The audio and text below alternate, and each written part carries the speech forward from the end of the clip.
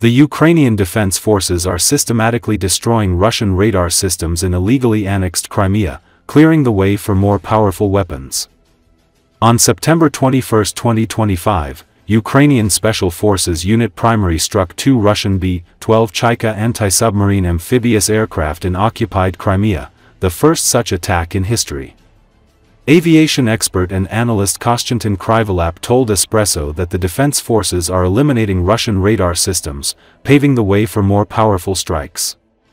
He explained that the Be-12, developed in the 1960s, was designed for anti-submarine warfare. Out of more than 160 aircraft built, Russia inherited about 50 to 60 after the collapse of the USSR, but only 4 to 6 remained in service. These planes, supported by helicopters dropping buoys, could track underwater activity and monitor the Black Sea. According to Kryvolap, Ukraine's recent strikes, including the destruction of a NEBO-U radar system and earlier SBU operations against S-400 and S-500 radars, are leaving Russia without eyes.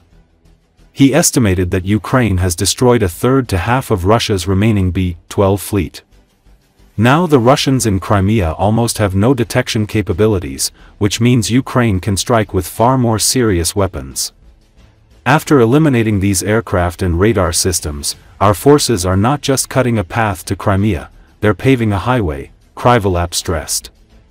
Under these circumstances, it will also be easy to destroy the Crimean Bridge. Recall, recently, Ukraine unveiled its Toloka underwater drone at the Defense Tech Valley 2025 exhibition in Lviv.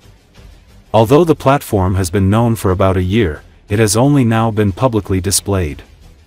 The system features 3 variants capable of striking targets up to 2,000 kilometers away. The compact TLK-150 is designed for stealth operations just below the surface, using electric propulsion to evade detection and penetrate Russian defenses, according to Defense Express. The unveiling comes amid Kyiv's focus on precision strikes against Russian infrastructure, especially on Crimean Bridge. In June, the Security Service of Ukraine carried out its third attack on the Crimean Bridge, a critical supply and transport route for Russian forces to the occupied Ukrainian territories.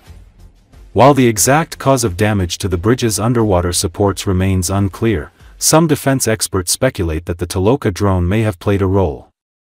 Since 2022, Ukraine has steadily expanded its naval drone fleet, integrating unmanned maritime systems into combat operations.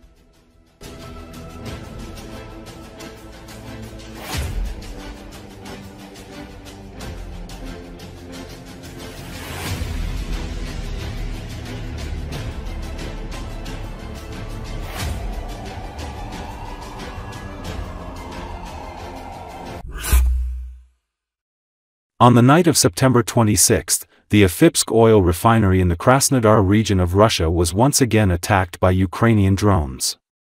Local telegram channels reported this. The strikes by the kamikaze drones caused an explosion and a fire. The Russian side said that its air defense systems were activated and shot down the drones. However, the debris fell on the territory of the plant and caused a fire in one of the installations. There is no information about the casualties. The Amphibious refinery, which processes 9.1 million tons of oil per year, has repeatedly become a target of Ukrainian drones.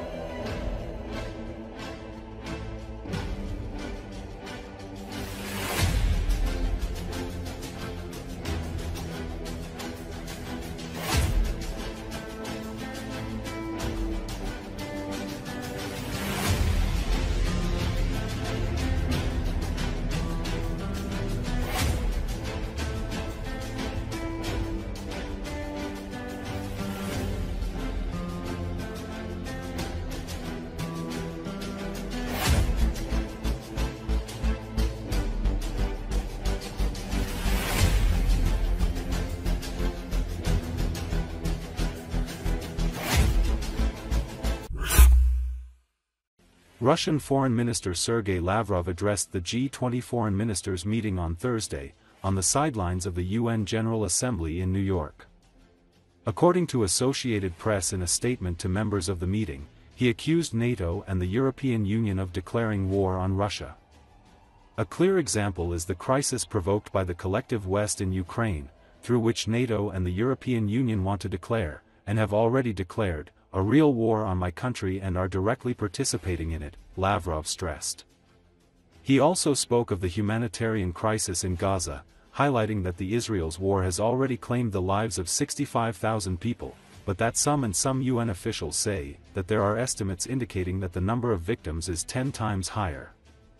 Also speaking in the meeting, was the High Representative of the European Union for Foreign Affairs and Security Policy Kaja Kallas, who accused Russia of various actions that contradict the G20 South African presidency's commitment to sustainable development, including sabotaging global food supply chains and spreading disinformation. During its war on Ukraine, Russia has sabotaged global food supply chains, accelerated ecological disasters and spread disinformation, including at the highest level in international fora like this, Kallas said. During his visit to New York, Lavrov held meetings with the Syrian Foreign Minister Assad al-Shibani, and the President of Bolivia Luis Arce.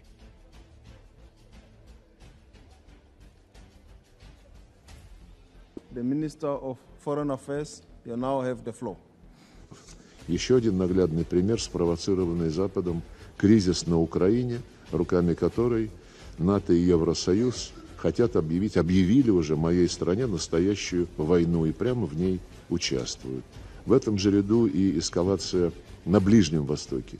Беспрецедентная, страшная гуманитарная катастрофа в Газе уже унесла жизни 65 тысяч человек, а некоторые сотрудники ООН, которые выполняют функции на ближневосточном направлении, говорят, что есть оценки, которые свидетельствуют о том, что жертв в 10 раз больше.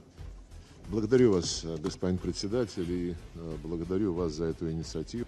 В свою очередь, односторонние экономические санкции, грубо нарушающие устав ООН, и тарифные войны, прямой шантаж участников международной торговли в грубое нарушение норм Всемирной торговой организации не только бьют по наиболее уязвимым, незащищенным слоям населения, но и в целом представляют серьезную угрозу мировой экономике, в том числе путем фрагментации рынков и нарушения цепочек поставок.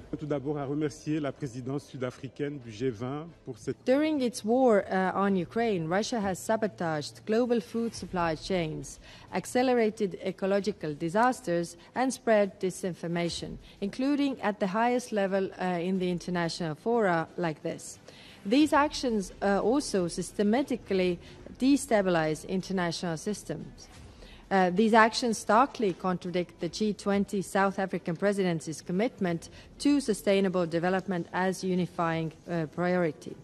So long as there are no signs that Russia's goal of subjugating Ukraine has changed, I ask you to help build international pressure on Russia to stop killing and engage in meaningful negotiations.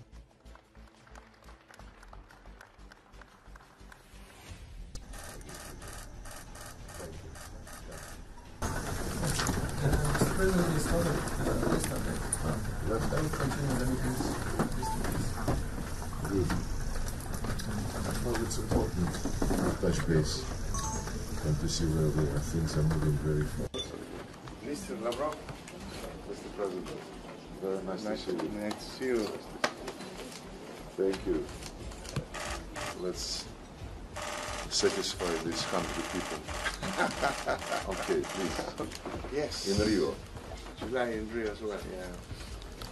It was a big meeting, big conference. President Putin sends his best regards.